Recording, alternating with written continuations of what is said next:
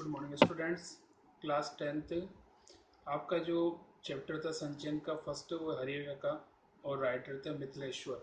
आपको जैसा कि उसमें बताया कि किस प्रकार से हरिहर काका के साथ बुरा व्यवहार हुआ परिवार के द्वारा और धर्म अधिकारी या कह सकते हो कि महंत के द्वारा, दोनों जिनका दायित्व था उनके प्रति प्रेम प्रदर्शित करने का, उन्होंने ऐसा कुछ भी नहीं किया। उनका एकमात्र लक्ष्य रहा है कि वो किस प्रकार से हरिहर काका का फायदा उठा सके, उनकी जमीन को अपने नाम पे करवा सके। और इसी के कारण हो सकता है हरिहर काका बिल्कुल चुपचाप उदास हो गए।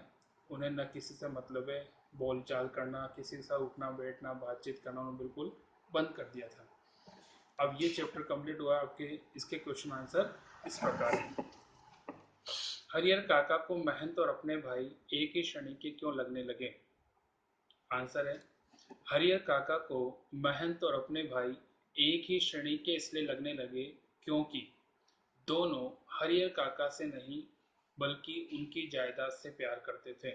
यहाँ पे जैसा कि आप बताया कि दोनों में से ये पर किसी को भी उनसे प्रेम नहीं था। वो न तो हरिहर काका के दुख से न हरिहर काका से मतलब रखते थे।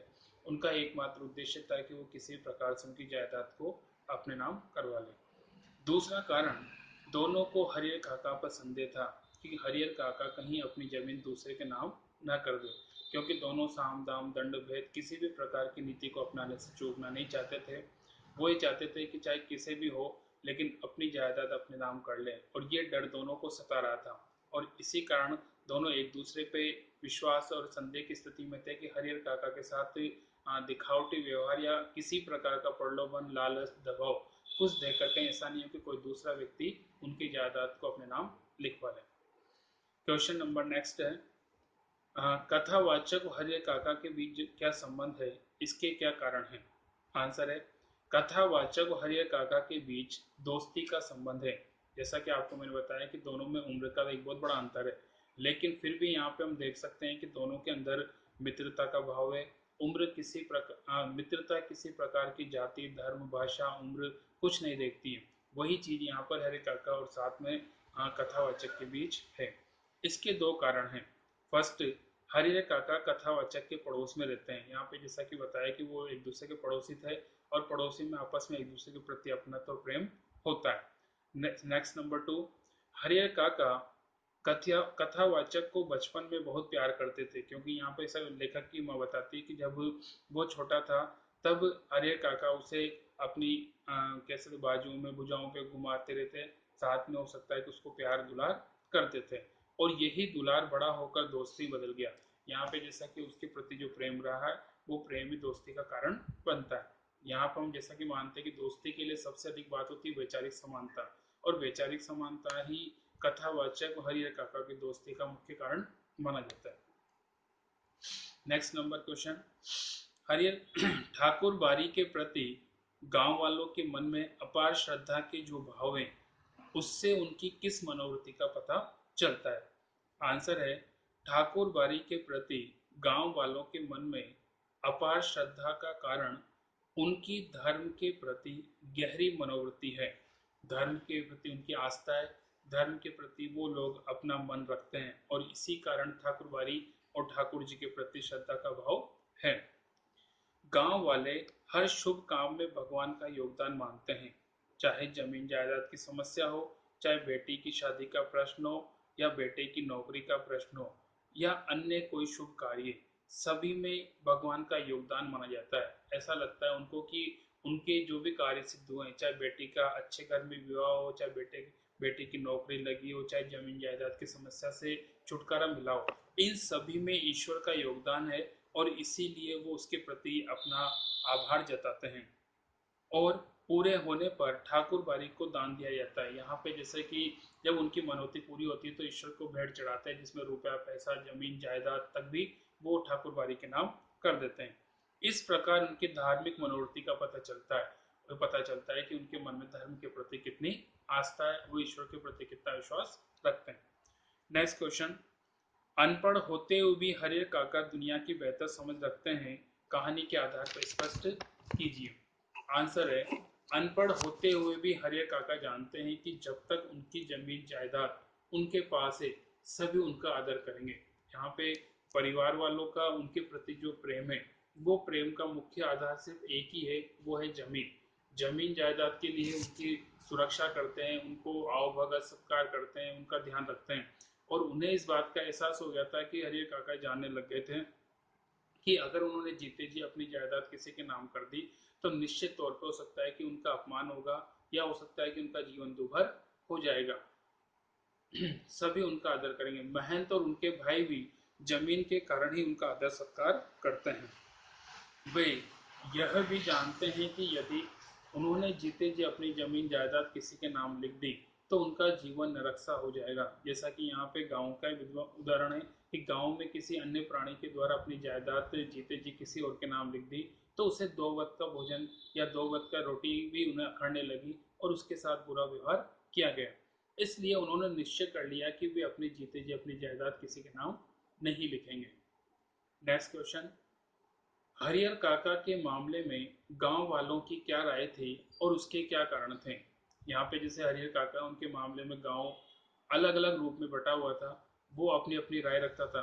कोई ऐसा था जो ठाकुर बाड़ी के पक्षधर था, तो कोई ऐसा था जो कि परिवार वालों के पक्ष में था। तो आंसर नोट कीजिए। हरियर काका के मामले में गांव वालों की अलग अलग राय थी। पूरा गांव 2 वर्गों में बटा हुआ था। फर्स्ट, पहला वर्ग महंत का समर्थक था, जो सुबह शाम ठाकुर बाड़ी में प्रसाद के बहाने भोजन करता रहता था।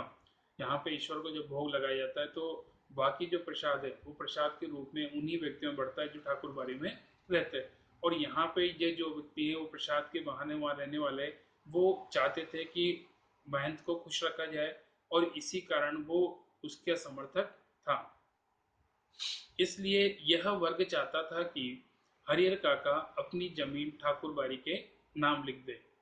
दूसरा, दूसरी तरफ प्रगतिशील किसानों का वर्ग था, जो जानते थे कि किसान के लिए जमीन का क्या महत्व है। वे चाहते थे कि खून का रिश्ता होने के कारण हरि काका को अपनी जमीन जायदाद अपने भाइयों के नाम लिख देनी चाहिए, क्योंकि भाइयों को जमीन न देकर किसी और को जमीन देना उनके साथ धोखा होगा।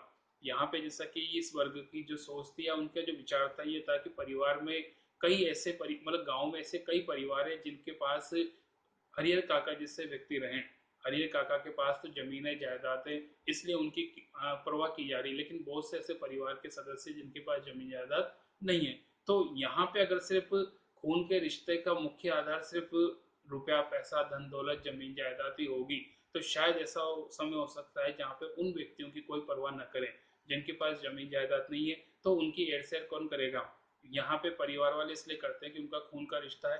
तो यहाँ पे परिवार वालों की भी सोच ये है कि जब हरियर काका की वो देख रेख कर रहे हैं, उनके सेवा भाव कर रहे हैं, तो निश्चित तौर पे जायदाद उन्हीं को मिलनी चाहिए। अगर हरियर काका उनको न देकर किसी और को देंगे तो उन व्यक्तियों के जीवन पर आक्षेप लग जाएगा, या कह सकते हैं उन व्यक्तियों का जीवन संकट में आ जाएगा जिनके पास रुपया पैसे जमीन जायदाद कुछ भी नहीं है। उनकी परिवार वाले कुछ भी नहीं करेंगे और हो सकता है कि वो उनको दुत्कारेंगे तो उनका जीवन दुभर हो जाएगा। इसलिए लेखक यहाँ पे कहना चाहता है कि जो दूसरा वर्ग किसान वर्ग है वही चाहता है कि ऐसा हो कि खून का रिश्ता भी बना रहे और साथ में वो अपनी जायदाद अपने परिवार वालों को भी दे ताकि परिवार के प्रति जो प्रेम होता है वो वैसा का वैसा बना रहे। नेक्स्ट क्वेश्चन, कहानी के आधार पर स्पष्ट कीजिए लेखक ने यह क्यों कहा। अज्ञान की स्थिति में मनुष्य मृत्यु से डरते हैं, ज्ञान होने के बाद तो आदमी आवश्यकता पड़ने पर मृत्यु को वर्ण करने को तैयार हो जाता है। आंसर, लेखक ने ऐसा इसलिए कहा है क्योंकि हरियर काका जैसी स्थिति में पड़ने वाला व्यक्ति जानता है कि बार बार मरने से एक बार मरना अच्छा है। काका जानते थे कि यदि एक बार उन्होंने अपनी जमीन किसी के नाम लिख दी तो उनकी जिंदगी नरक हो जाएगी। अतः उन्होंने अपनी जमीन किसी और के नाम लिखने से इनकार कर दिया और मौत से टकराने को तैयार हो गए। यहाँ पे जैसा कि अपन जानते हैं कि मनुष्य को जब इस बात का आभास हो जाता है कि मनुष्य की मृत्यु निश्चित है, जिसने इस धरती पर जन्म लिया उसको एक न एक दिन अवश्य मरना है, और जब इस बात का एहसास हो जाता है तब फिर मनुष्य के मन से मौत का भय समाप्त हो जाता है। हरियर काका के साथ भी ऐसा ही हुआ। पहले ठाकुर बाड़ी और फिर परिवार वालों ने उसके साथ बुरा व्यवहार किया, जमीन जायदाद के लिए उनको जान से मारते रहने की धमकी भी दी। तो ऐसी स्थिति में हरियर काका को लग गया था कि वो बार बार मरने से अच्छा एक बार मर जाए और उसके लिए अपनी जमीन को फिर भी वो किसी के नाम न लिखे और इसीलिए मौत से टकराने को तैयार हो जाते हैं।